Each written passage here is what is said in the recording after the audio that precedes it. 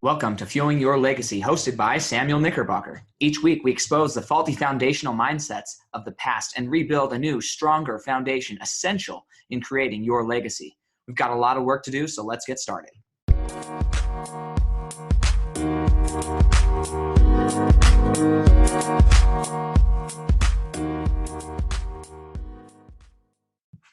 Welcome back to Fueling Your Legacy. We are excited today. I've been wanting to do this interview for a few weeks now. Actually, I've wanted to interview him for a long time, but I didn't feel like I had a reason to. I first met Ty, it's been almost a year. Yeah, probably about a year, right? Year and a half ago in a Toastmasters meeting. He came and spoke, and I was really impressed with a few of the stories he told and how he relayed his message. So I'm going to, we'll talk about that here in a little bit. But Ty actually at 21 built a direct sales business with his brother that grew to over $20 million in annual revenue. So he's definitely accomplished in that area. He's also helped and worked with over 500 different sales managers fine-tune their sales, their leadership skills in over 37 different countries. He's been featured on the top 40 under 40 and was dubbed one of the top 10 coolest entrepreneurs in Utah. That's a pretty cool thing. I'm not sure what the criteria is. I don't know. Hey, well, that's, if you're the coolest. But yeah, they said, can we put you in this magazine? And I said, absolutely. Sure. Not most successful, not anything, just the coolest. Yeah, we just like you. I don't know. Cool.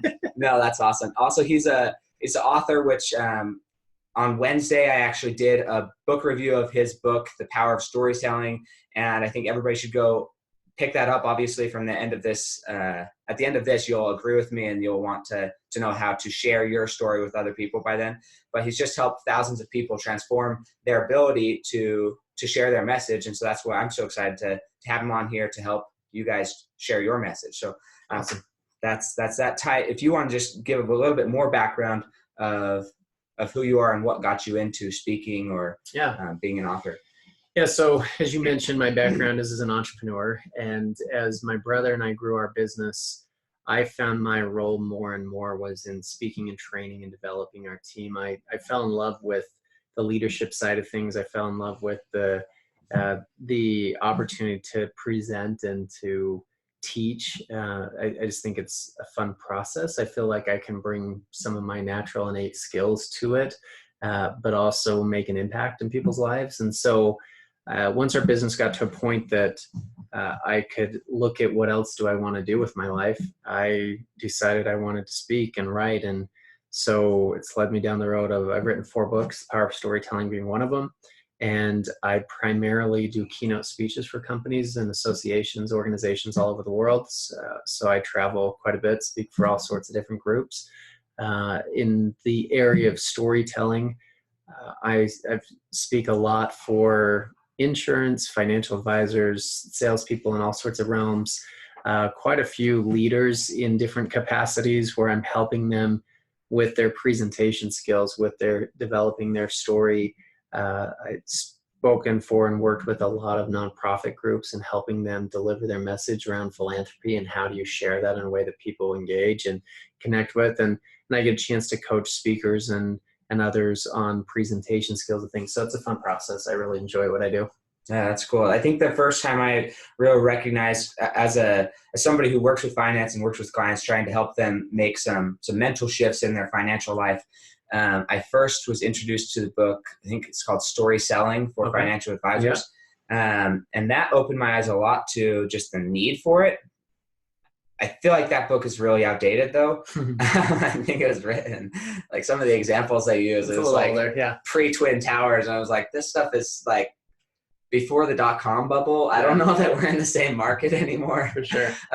So that was really interesting. Just like being exposed to the fact that I needed to learn that skill, but not really feeling like that book was the meat and potatoes of actually applying. So it's interesting you say that, because for me, where it came from for me is as I was out selling and I wasn't great at it. I wasn't good at connecting with people. I started to record every presentation that I gave for my own purpose to go back and listen and just say, okay, what did I do well? What didn't work? And as I would listen, to all those recordings, I would often ask what caused them to engage. Like at what point did they laugh? Did they react? Did they ask questions? And did the presentation turn into a conversation, right? And it was inevitably when I was telling stories. And so that was like a light bulb to me. And so I dove in and started fleshing it out for my own purpose to get better at what I did, and taught that internally to some of our team. But as I started speaking, The Power of Storytelling is my second book. I was speaking before on a book called The Power of Influence. And then people started to ask me to coach them on storytelling and presentation skills. And so I flushed out how to teach this, right? How do you actually tell a story? What are the ins and outs of it, and dissect it? The book that I wrote, and I don't know if it sounds weird to say it this way, but that's the book I wish I had as a 21-year-old, because there's a lot of books out there that talk about storytelling and sell you on the idea of it, which I think is awesome. But I wanted somebody to teach it as a skill, like break it down, dissect it. How do you use dialogue versus narration? What's the blueprint for a story, right? How do you make characters come alive? Just all of those things. And so that's what I attempted to do in writing that book. Right. Well, I think you accomplished that for sure. I think, awesome. When I first heard you speak, there's a few things that stuck out to me. I don't know how much of it's all storytelling, but one of the things that I will always remember was, as a young direct salesman, how did you actually how'd you break into the older crowd? And what story did you tell, or what analogy did you sit down and have them walk through to be willing to take you seriously? Yeah. So that was a piece for me that, as a 21-year-old, as I was out talking to people, I probably looked like I was 12. And so I didn't realize it at the time, but most people weren't taking me seriously. And so I'd sit down with them and have a conversation that I don't think they were even listening. But because most of these people were older than me, they had more experience than me, they're more successful than me, and they're probably just sitting there going, why would I listen to this kid? Right. And so when that became obvious to me, I actually asked a mentor about this, and I said, what do I do? And he said, I don't know. And I was like, come on, man, help me out, like something. Great. But he made a comment. He said, well, what did other young entrepreneurs do? What did Bill Gates do? What did Steve Jobs do? And as soon as he said Bill Gates, it kind of resonated with me, and I started to develop this story. And so I developed a metaphor-based story where I would sit down with people, and I would say, first thing out of my mouth, I'd say, I kind of feel like a young Bill Gates. And they would usually laugh, or they'd go, wait, what do you mean? What? Like, I caught them off guard, but I got their attention. And I'd say, here's what I mean. If you remember, Bill Gates was 19 when he dropped out of school, right? At the time, computers were huge. They were the size of refrigerators. They were super expensive. And Bill Gates went around and told everybody he was going to put a personal computer in every home in the world. And people probably thought he was nuts. Like, who's this young, naive entrepreneur? No idea what he's talking about, right? And here's the thing. I'm not saying I'm going to be as rich as Bill Gates is. I'm not saying I'm going to change the world the same way Bill Gates has. But I do know that I have something here. And I'm just asking you to take a serious look and have a real conversation with me about it. Is that fair? And so that story, that metaphor-based story, right, comparing myself to Bill Gates, and it allowed me to address that objection of why would I listen to this kid in a way that engaged them and created the opportunity for me to have the real conversation that I wanted to have. And so it changed things for me. It was like a career changer, if I'm being honest. Yeah, no, it makes sense to me. When I heard that, I was like, man, I need to be doing something similar. I don't like being a copycat too much. Yeah. So I use a different name. No, just kidding. No, but really though, I think that as I started young too, I started doing summer sales directly, and I wasn't always working with the older population, but it's still something that I thought about. How do I get taken seriously? I'm an 18-year-old kid knocking on your door in a brown hat and a polo, and you probably had 1,000 of these people knock on your door over the last 10 years. Yeah. And how do I stand out? Why are you going to buy pest control from me today and you haven't bought it from the last 10 people, and you're not going to buy it from the next 10 people? Well, and that's the thing. I think without engagement, there's never any influence, right? And so how do you grab their attention, get them to engage and say, I want to listen. I want to understand what he's selling, what he's about, what she's doing. Why should I have this conversation? Because so that's our job. That's a challenge for anybody who's in the people business, which is everybody. When you sit down, the same premise would be if you want to sit down and have a real conversation with one of your kids, right? How do you get their attention and get them to a state where they want to talk about whatever the issue is? Or if you are a leader and you want to have a real conversation with one of your people, but you want it to be comfortable and them to be open and real, right? Sometimes a story opens that door in a way that other things can't. Yeah.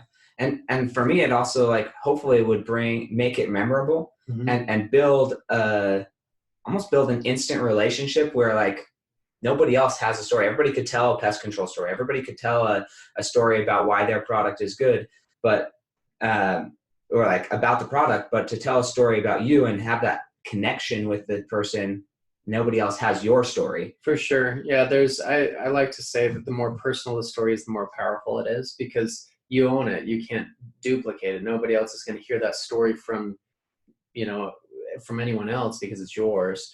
But there actually was a study that was done at Princeton recently where they took people who were telling a story and people who were listening to a story, and they studied the brain waves. And what they found is that people had the exact brain activity taking place when you were listening as when you were telling.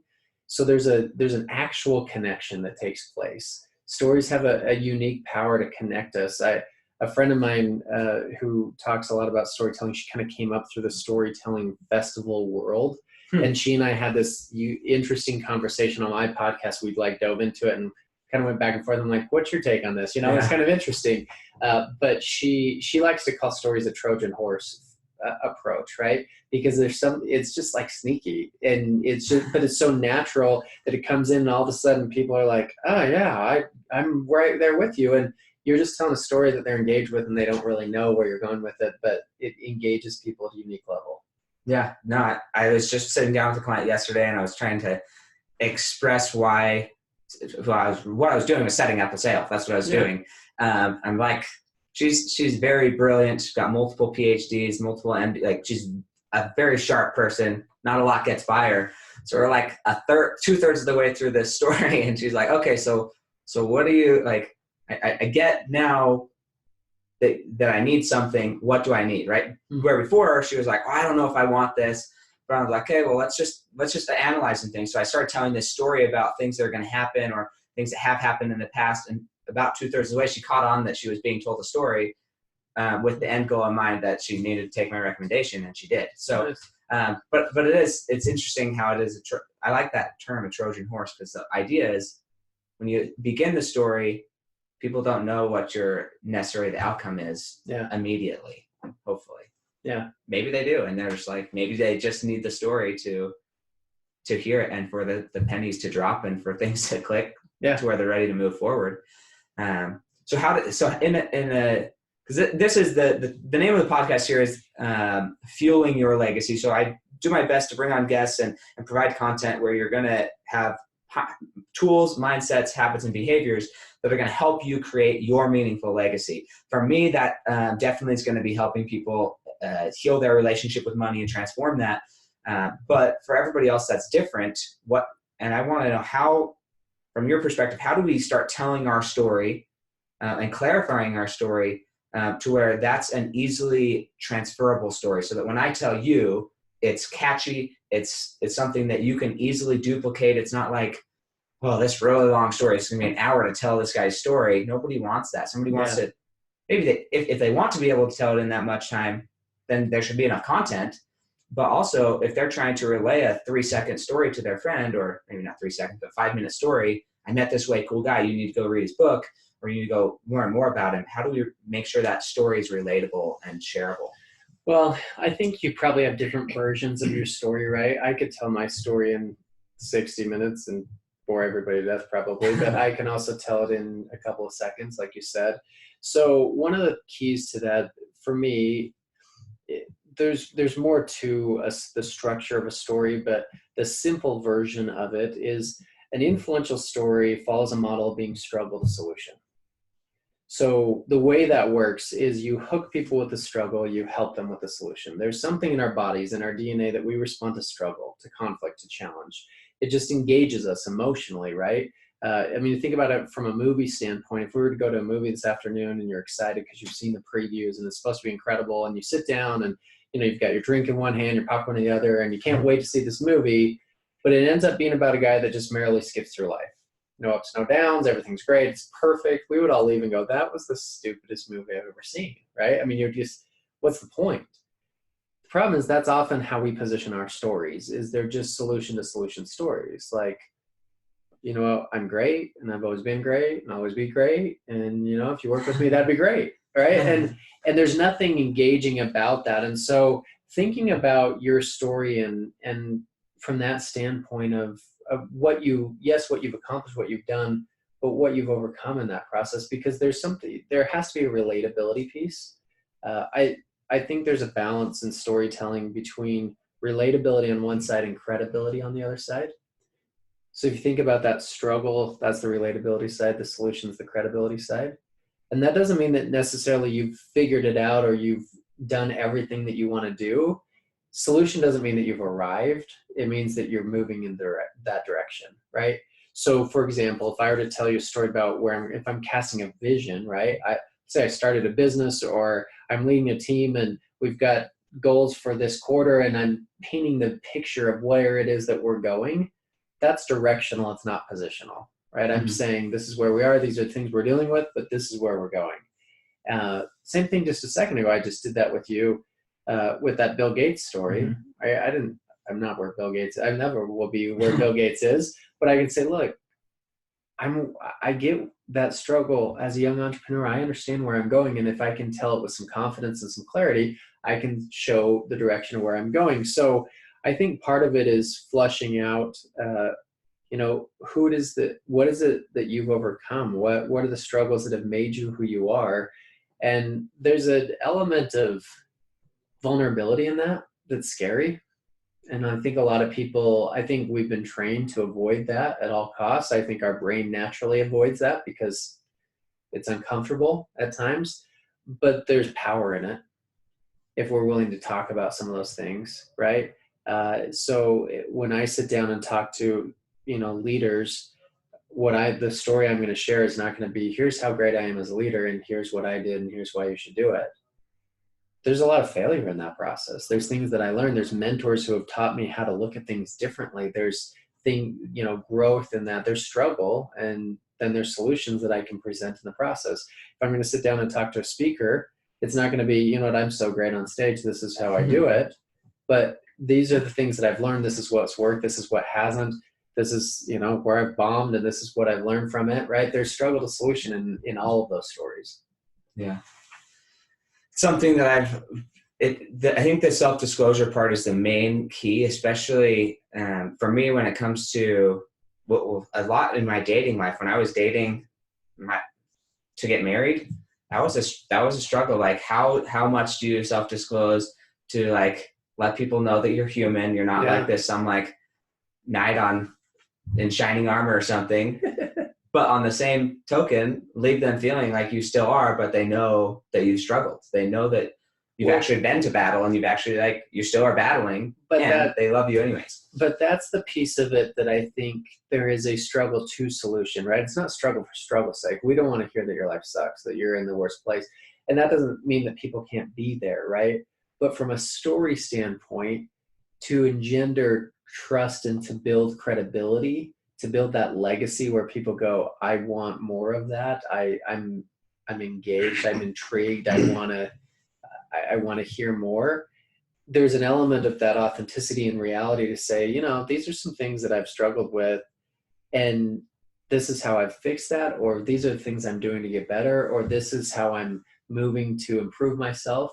There's a power and something that's enamoring about that piece, right? So if we just go into it and say, like, this is where I'm at, and maybe you're not at the point where you're even seeking a solution, but that's a story that's not going to get you, that's not going to have somebody go, I want to follow that person, right? It's not going to create a legacy that's people are like, oh, awesome. But we all get stuck in those places. And so there's times in relationships and wherever we need to lean on people like, I'm not in the right place, like, help me out. But what we're talking about is that story that is that legacy piece. And that is, you know, let's be real about some of the things that, you know, have worked or haven't worked or I've struggled with, but here's how I'm fixing this. Here's what I'm doing. Here's how I'm moving forward. Yeah. I think from a family perspective, I think everybody, if you looked at like family history, there's always some skeletons in the closet. Oh, for sure. I know there's some in my family. I'm sure there's that's some what in happens everybody's family. that's what happens when you get married.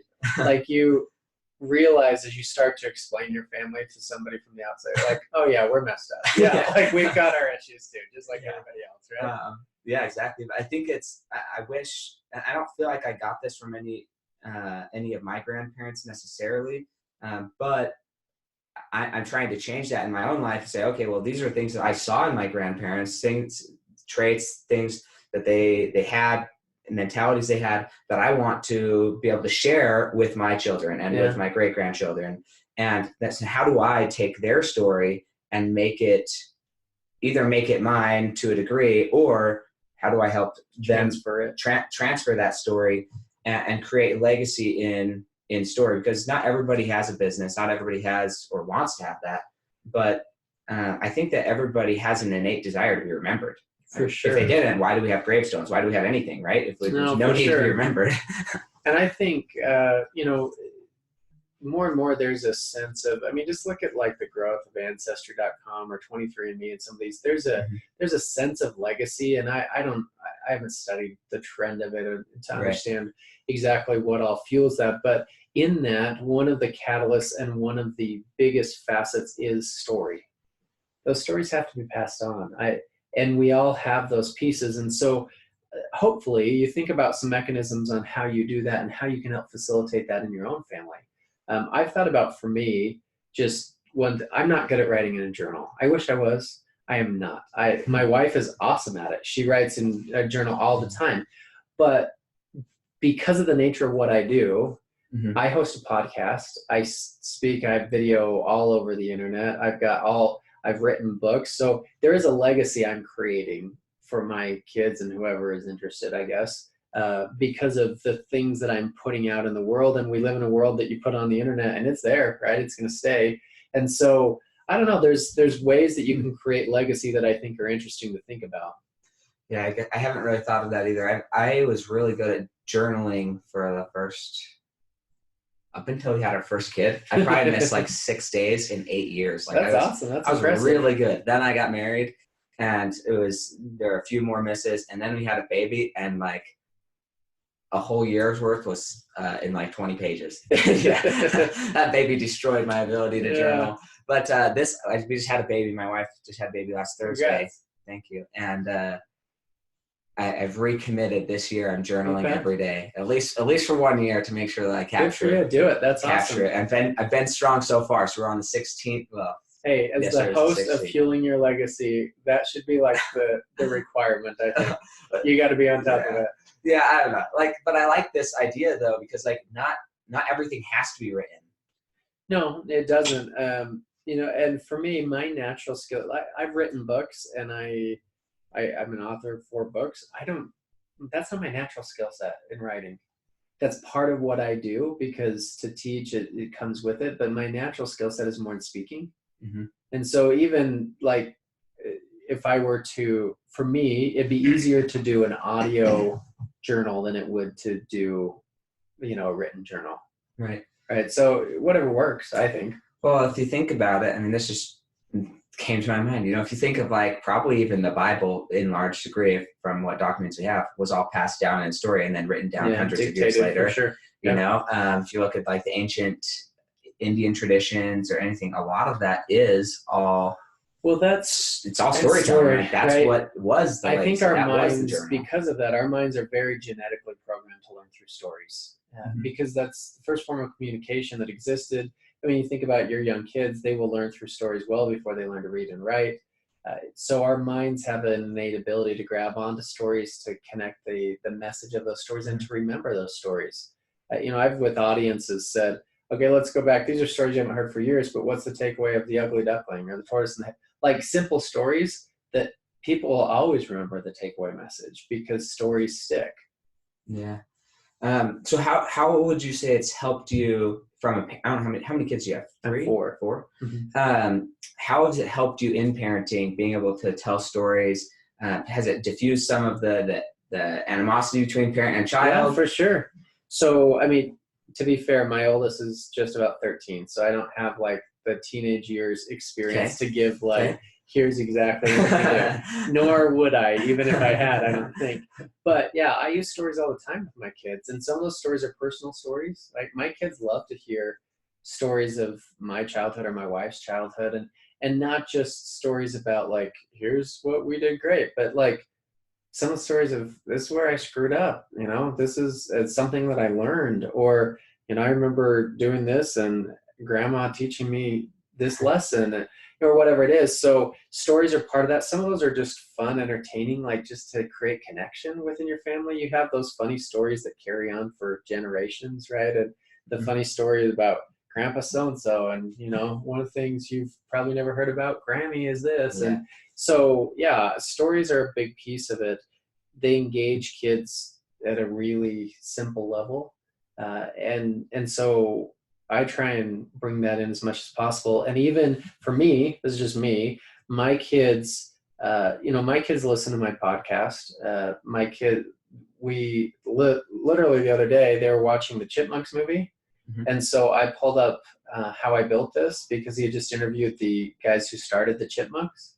And so cool. We're driving to an aunt's house, and we listened to Guy Raz interview the guys who owned the Chipmunks and tell that story. And that led to all these great business conversations and different things. So I think there's great ways to use stories to fuel more conversation. Yeah. That's interesting. I've had my son is my oldest son. Now I have two. Is like a year and a half. And sometimes when we drive, because I listen to all of my podcasts, very similar to how you were listening to your recordings in the beginning. I want to improve. And so every time I'm like, okay, how could I be more structured in my podcast? How can I make sure that my message is more clear? Or guess what can I relearn? Because doing these interviews is fantastic. And I learn a lot from actually sitting here, but I learn way more from going back and re-listening to this interview. Yeah, because right now you're thinking about what else are we talking about, and you're engaged in the conversation. And so yeah, for sure. Yeah, so I do that a lot, but it's interesting. Anytime we're in the car and we listen to it, then my little son, Daddy, like, awesome. He knows. And my wife, sometimes, like if I'm working long days, my wife will turn on my podcast and say, oh, let's listen to Dad, because it's something that's fun. He can still connect with. But that's an interesting thing when you're able to connect with those stories and make sure that they're bringing those stories out. And something else you said earlier, I just think for the audience here, if they're thinking, I'd love to be able to tell a story, but I just don't know how. I don't know the structure. I don't know how to build that. One is go read his book, The Power of Storytelling. Like you heard me do the review on Wednesday. It's fantastic, and it definitely changed the way I've communicated with my clients. It's helped me earn more money just by changing. It's changing little things. It's changing pauses. It's changing how you're setting up the story. Not that the actual content of the story is changing, but how you're setting it up is really important. Just like Ty did when he was talking about going to a movie. He didn't just say, and we went to a movie and this is what it was. He said, you're sitting there with your popcorn and your drink, and he's setting you up in that situation.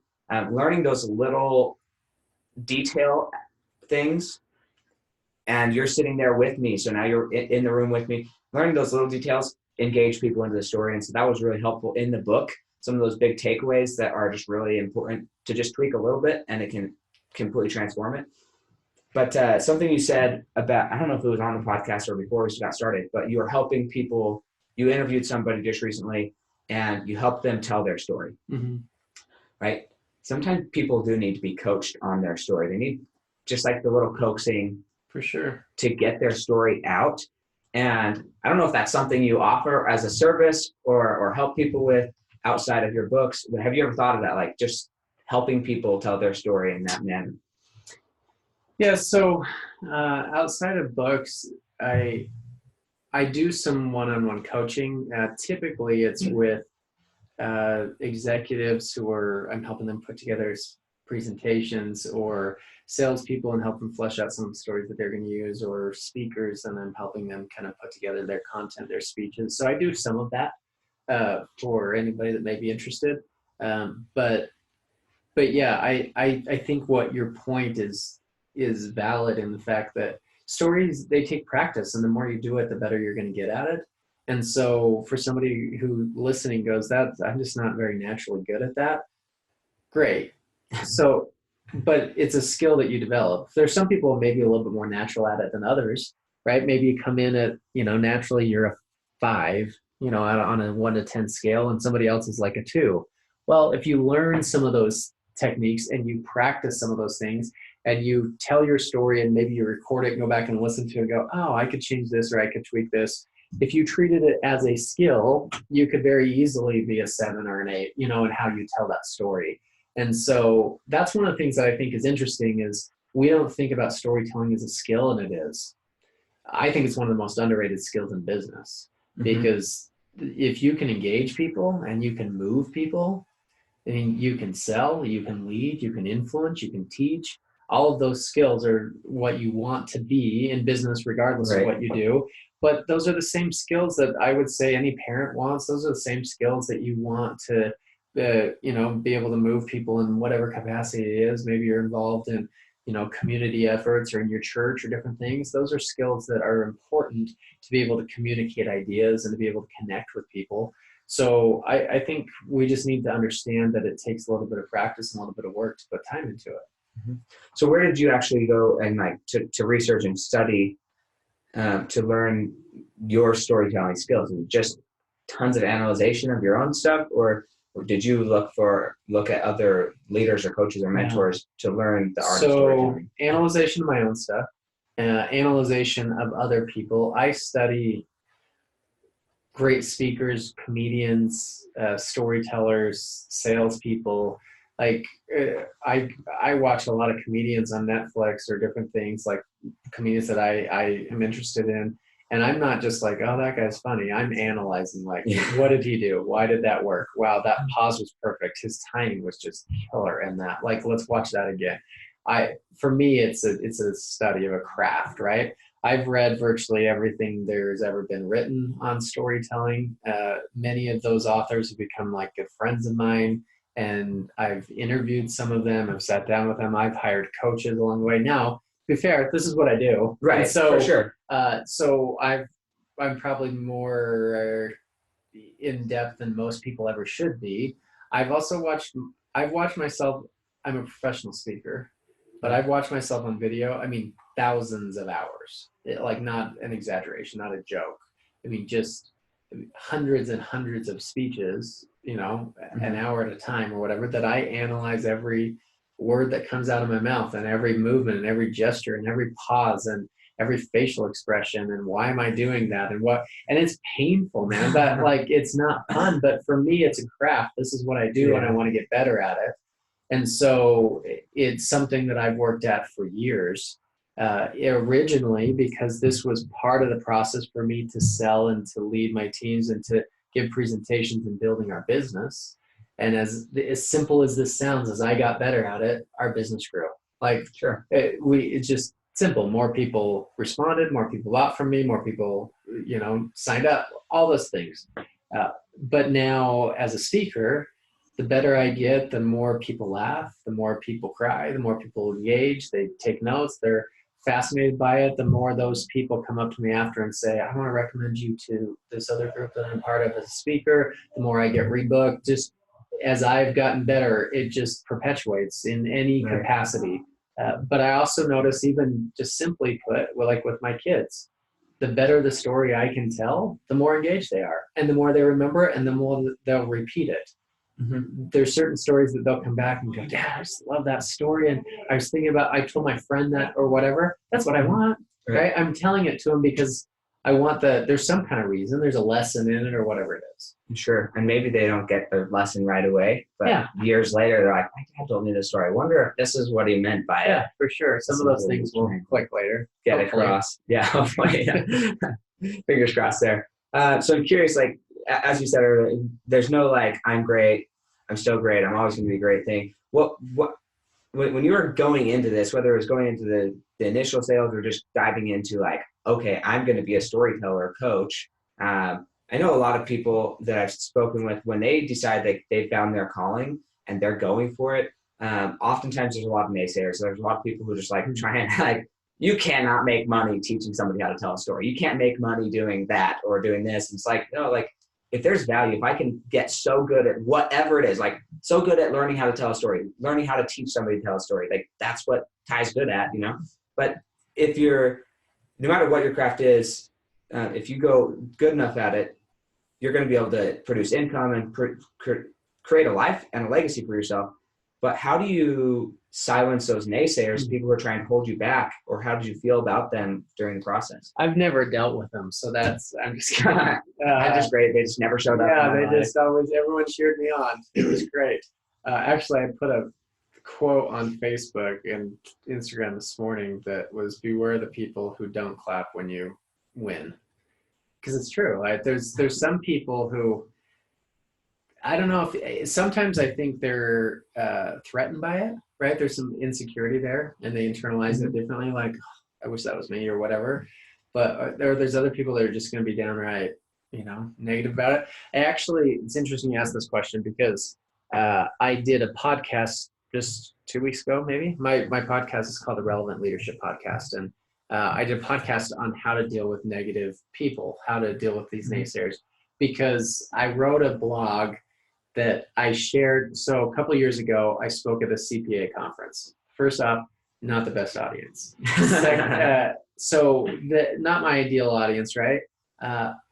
Afterwards, the event organizer shared all of the feedback forms, right? All the comments that were made. 99% of them were like, best speaker I've ever heard. He was great. Bring him back. That kind of thing. On a 1 to 5 scale, I was like a 4.7 or something, like really good. There was one comment that was the most scathing thing I've ever read in my life. And I don't remember all the details. I literally on my podcast, like I read the comment and it like hurt to read it out loud, but it was like, all right, this guy's full of crap. Are you kidding? Like and this is long. It wasn't like I didn't like it. It was just, it ended with, this was a dark pit for me. That's how the comment ended. I was like, my hour on stage was a dark pit in this guy's life. It hurt. And so I took that and my initial reaction was like, you gotta be kidding me, And it's that mix of like anger and embarrassment where you're like, I don't know what to do right now. You take that. I had built a very successful business. I had one of the mentors I looked up to the most, who sat across the table from me, got in my face and said, no one will ever pay you to speak to them. And I was like, that is not the reaction I thought you were going to have. Okay. You have those people who push back. What do you do with it? So a couple of thoughts. One, I think you have to just breathe and let the emotion pass. In every instance in our life, we would rather that we act rather than react. Mm-hmm. We would rather be in control and choose our words or our actions, our response, than be reactive, which often comes across as defensive or angry or emotional.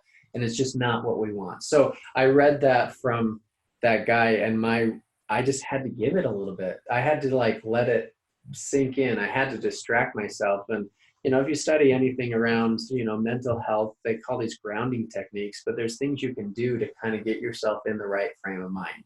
That's why meditation is such a good thing for so many people. Is meditation puts you in a mindful state where you can be consciously going, how do I want to choose to be in these situations? Not just like something happens, what? Like you just respond that way. And so I think you have to let the emotion pass. And then as hard as it is, I think with naysayers, you have to ask the tough questions. Dig a little bit deeper. As I went back and I read that review without emotion, there's some things I didn't agree with. Like he wrote in there, all of his reviews of his book on Amazon seem fake. I don't even know what that means. Like, what do I do? Hire people? And it had nothing to do with the speech. So there were pieces of it that I was like, okay, this guy's just angry. But there were a couple of comments in there that were true. And they made me better if I was willing to ask the tough questions, right? So I think you can learn from negative feedback. But then there's times that you need to just focus on other things, right? A friend of mine made the comment, he said, it's like a puzzle. You focus on the 499 instead of the one missing piece, right? You put together this beautiful puzzle, 499 pieces, it's gorgeous, and there's that stupid piece that got lost and you can't find it, and right? So there's one little tiny missing part, but there's a masterpiece in front of you. What do you focus on? And so I think some of those things, for me though, it's fuel. Like literally every time I'm in front of somebody, maybe this isn't right, but there's part of me that kind of thinks that guy that got in my face and said no one ever pay you to speak to them, he's now wrong thousands of times over. And I'm like, well, it's okay. Like, so there's part of me that like that drives me a little bit, and maybe that shouldn't be my drive. I don't know. But you have to take that and be clear and decide that you're going to go forward with it. And anybody who creates a legacy, anybody who does something great, I don't care what it is, they are going to have people tell them they can't, that they're not good enough, that they're all of those things. And the truth is, if you have no one who's telling you that what you're doing is not a great idea, you're probably not far enough out there on the limb to make an impact. Yeah, I would agree with that. Actually, this year I kind of redefined.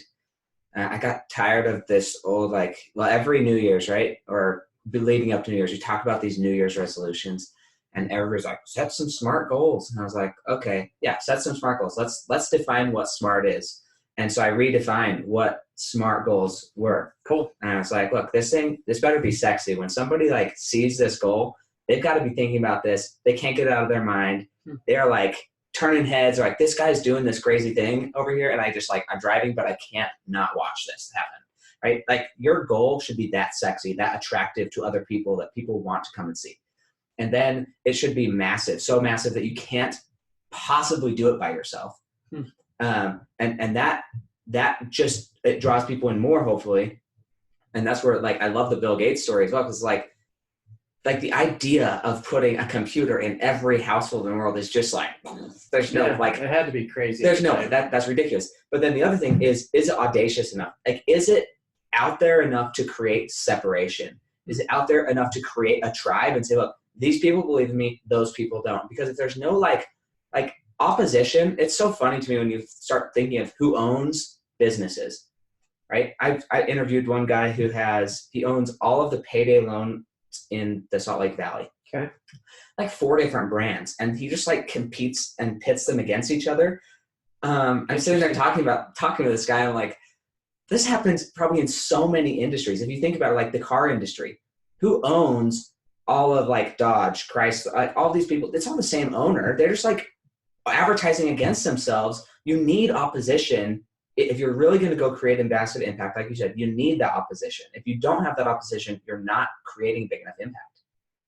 And so that's one step for A is audacious, and then R is remarkable. Is it when you do accomplish it, are people going to be like, this guy's awesome.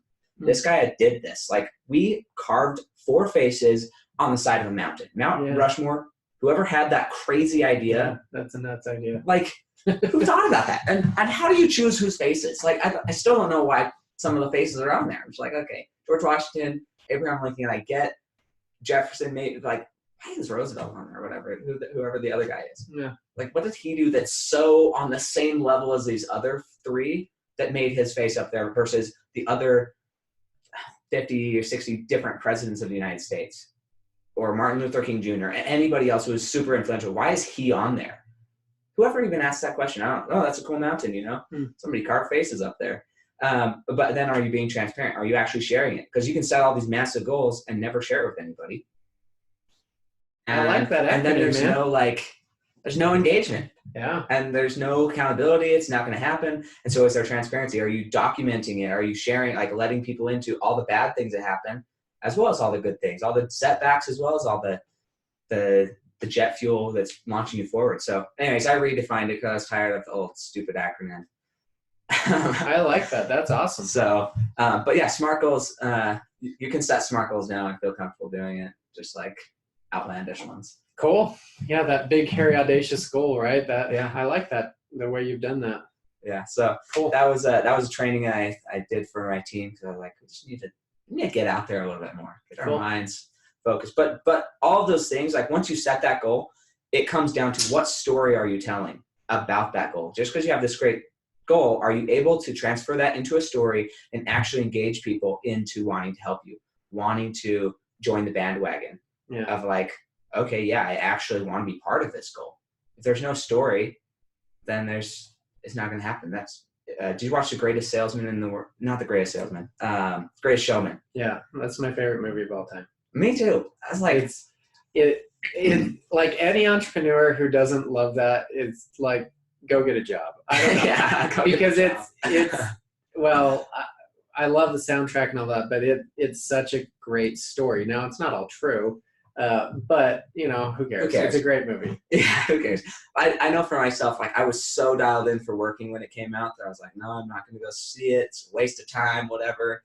Finally, bless my wife, she finally convinced me to go watch it for one of our dates. And then we went and watched it 2 more times. I was like, So this good. this is no longer an expense. This is a business investment for me to like No, it's awesome. expand my mind in a way that's never been expanded because of the story of like struggle, resolution, finding yourself, and like going forward.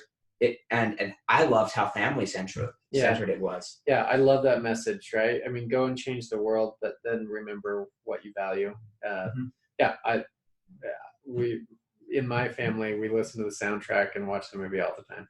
Yeah, it's just a great show. So if you haven't seen that, go watch The Greatest Showman. That's the pitch at the end of this. Yes. We are doing this for The Greatest Showman. Yes, for sure. But if you were to recommend like 2 books that have helped you, either helped you the most or given you the ability and power and confidence to go forward, what would you say 2 books are that you'd recommend to the audience there? That's a very broad question. So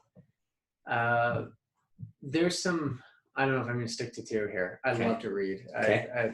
I jump into it as much as possible. I have for years. I think it's awesome and ambitious that you're reading a book a week to do a review and all that you're doing for your podcast. So good for you. There's some iconic books like As a Man Thinketh by James Allen. I think 7 Habits is one of those foundational books for me. I think a couple of those that I would definitely, if you've never gone and read some of those books, the Think and Grow Rich is the How to Win Friends and Influence People, the Richest Man in Babylon. Some of those like classic self-help personal development books I think are so good from a foundation standpoint. A couple of them that I personally love shaped my philosophy. The Go-Giver by Bob Burg and John David Mann. It's now become a series. There's 4 of them, I believe. Bob Burg's a really good friend of mine. Their philosophy is how I want to be in business, in terms of how you really grow your influence by being service-oriented, being a giver. So I love that just from a philosophy standpoint. A very practical one. I just interviewed this guy. The book Exactly What to Say. If you're in sales, it's a great short read by Phil Jones. It was actually the #2 book on Audible last year. Phil is from England, so when he reads it, he's got a great accent and good guy, super sharp. But it's very like practical. Here are some key phrases, and here's how you use them that can help with your communication, as we're kind of along these lines of communication. So that's a great one. There's so many. There's a lot of good books, but there's a few to think about. Yeah, that's awesome. Cool. Well, anything that you want to share on this before we ask the final question for today? No, yeah, just, I appreciate being on. Love to connect. You can find me at Ty Bennett virtually anywhere, on Facebook, Instagram, Twitter, LinkedIn. My website is tybennett.com. If you search podcasts or type in Ty Bennett, you can find my podcast. It's pretty easy to find me. So yeah, love to connect. That's good. Yeah, man. I debated shortening my name or something. 'Cause Ty Bennett just sounds like so much easier to stomach than Samuel Knickerbocker. Hey, I don't get to choose our names. I know, and they're typing it in the computer. The worst is the email address, and it's Samuel Knickerbocker at Samuel Knickerbocker. And you're just okay, this is not going to work. I don't it's not going to fit on my business card. You just need a nickname of some sort. Yeah, it's funny. Perfect. So the final question I like to ask people regarding legacy is, let's assume you're dead, you're passed away. Your great grandchildren are talking about you, telling their friends about you. What do you want them to be saying about Ty Bennett? That's such a hard question, man. That's so I hope that I hope I'm remembered as somebody who was driven to make an impact.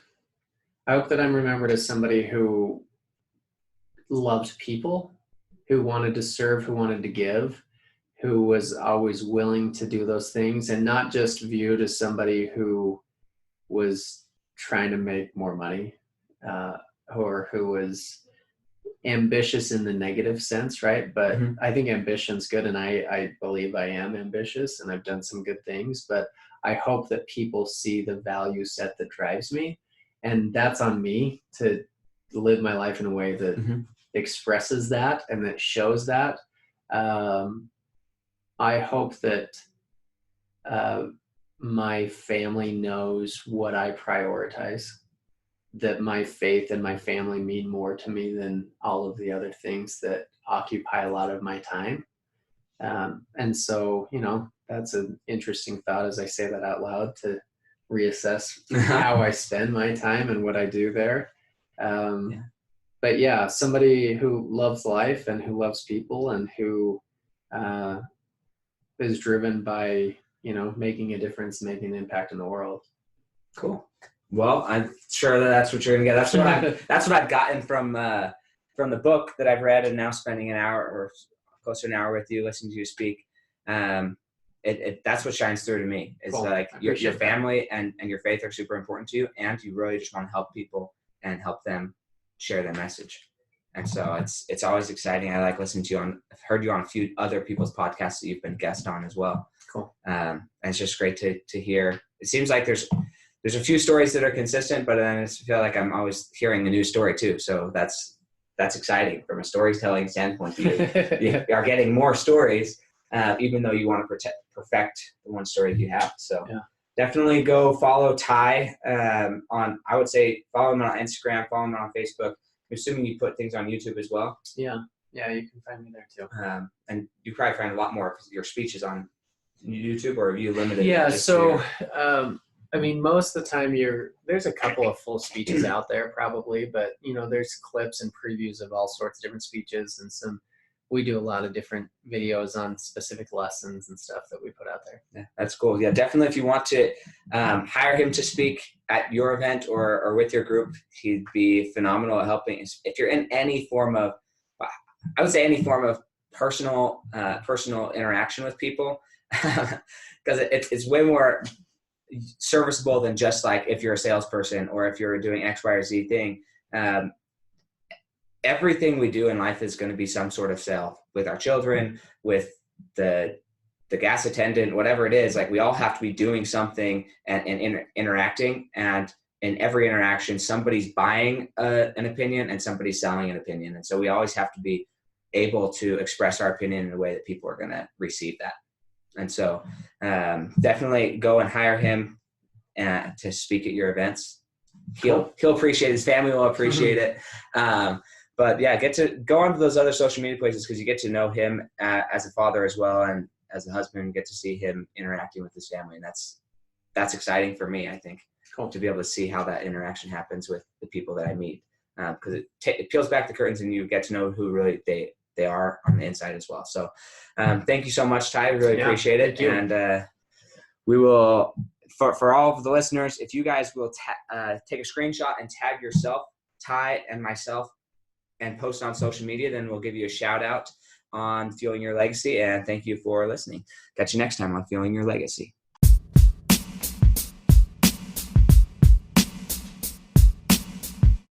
Thanks for joining us today. If what you heard resonated with you, please like, comment, and share on social media. Tag me so I can give you a shout out on the next episode.